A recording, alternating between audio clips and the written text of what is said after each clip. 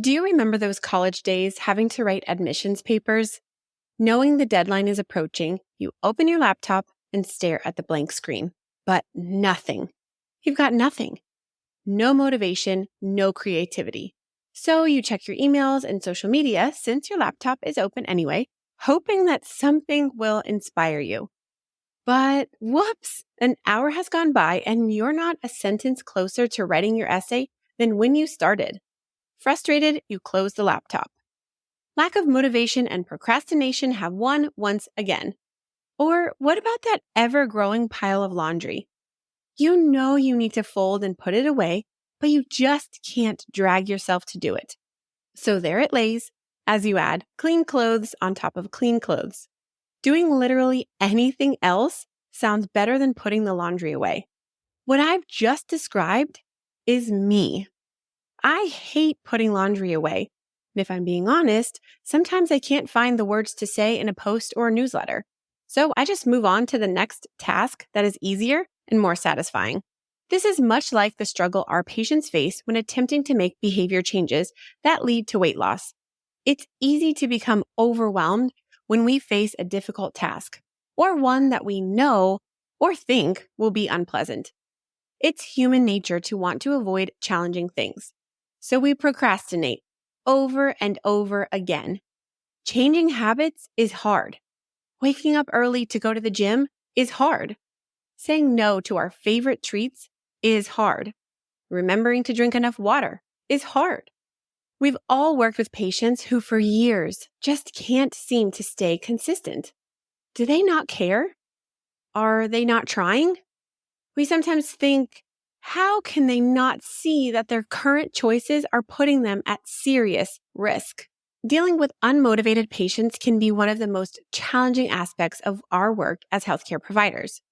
Patients who seem to have a rebuttal for every suggestion we make. Now, raise your hand if a patient ever told you, "Oh, I've tried that and it just didn't work for me." Or, "Yeah, I don't eat those kinds of foods."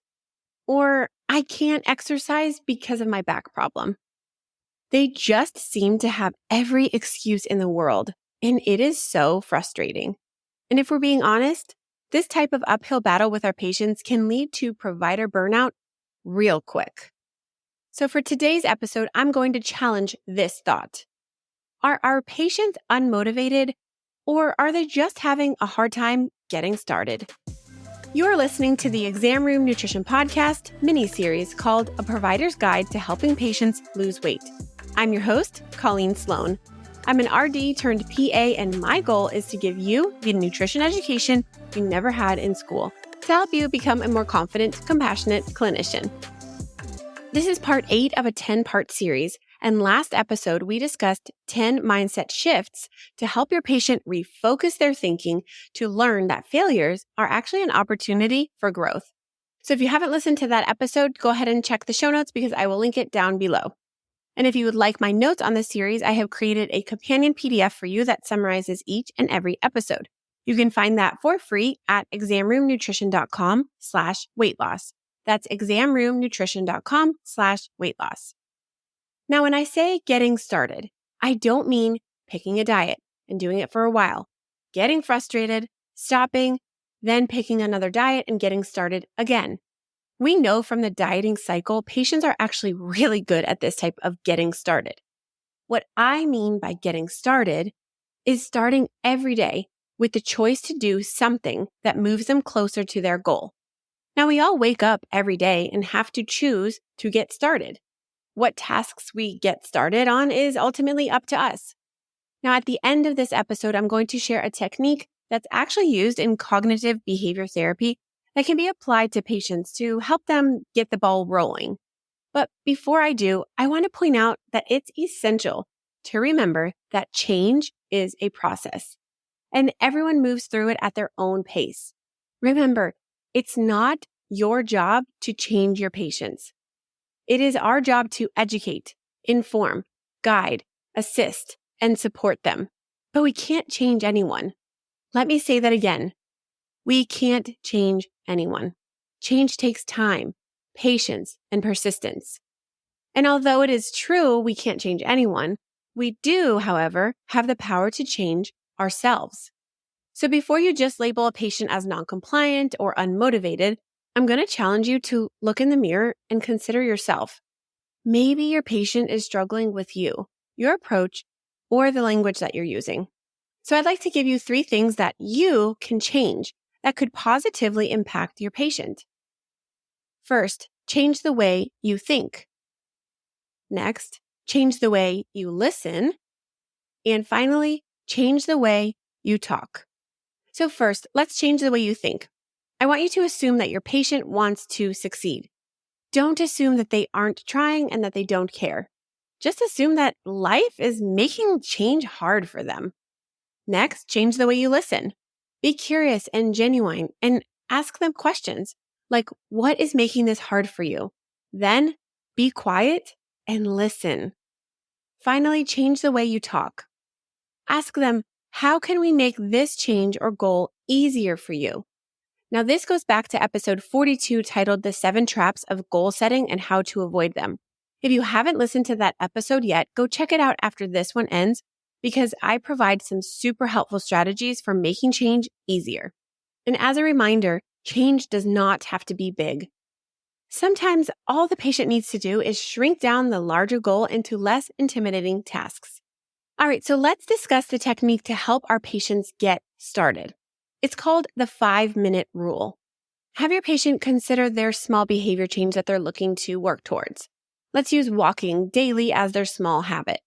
Have them set a timer for 5 minutes and start doing the action. That means get up, put your shoes on, head outside. And if after 5 minutes, when the alarm goes off, it is so horrible that they have to stop, they can. However, what you'll find is most people find that after 5 minutes of doing something, it's easy to continue until your goal is accomplished. So if after 5 minutes they think, this isn't so bad, they can set another 5-minute timer and stop when they meet that. Starting something is usually the hardest part, but encourage your patients to think of the task as something that may only take 5 minutes. It's much less overwhelming and more doable. By committing to just 5 minutes of focused effort, patients create the initial momentum and lower the barrier to getting started. Once the initial resistance is gone, we often find that the task isn't as bad as we once thought. Action leads to motivation. Daily motivation leads to new habits, and small, healthful habits can change your patient's life. So the next time you have a patient who just refuses to make any changes, ask them if there is one thing that they can commit to for just 5 minutes a day. Then explain to them, set a timer for 5 minutes. Commit to working on that task for only 5 minutes. And after 5 minutes, you can stop if you want to. My friend, the 5-minute rule isn't just a trick. It's a lifeline for those moments when starting feels impossible. It's a reminder that you don't have to tackle the whole journey at once. Just take that first step. Give it 5 minutes and see where it takes you. Well, that's it for today. So I will see you for the next episode where I share some quick nutrition tips that would be helpful for all of your patients. These tips are a perfect resource to share when you're short on time, but you really want to give your patient some nutrition advice. Thank you so much for hanging with me today. I hope you have a great day.